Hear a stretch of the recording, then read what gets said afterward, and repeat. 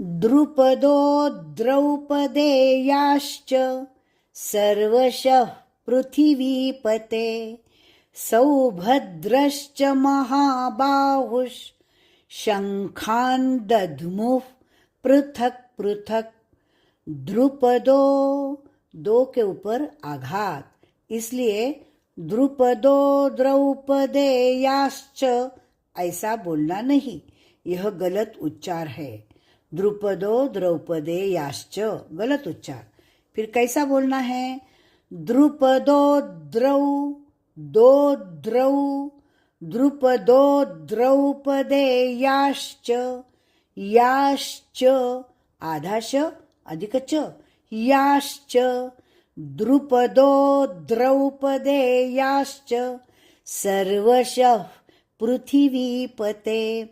पृथ्वी थी ह्रस्व और वी दीर्घ, पृथिवीपते, पृथिवीपते वी दीर्घ, पृथिवीपते।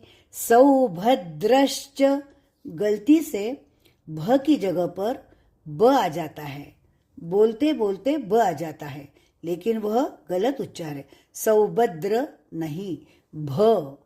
सौभद्र, भद्रश्च, भ पर आघात, द्र पर आघात, इसलिए सौभद्रश्च, सौभद्रश्च महाबाहुश्, सौभद्रश्च महाबाहुश्, बाहुश् शंखान्, शंखान् दध्मुः, दध्मु, दध्मु, शंखान्, शंखान् दध्मुः, दध्मुः, शंखान् दध्मुः पृथक पृथक।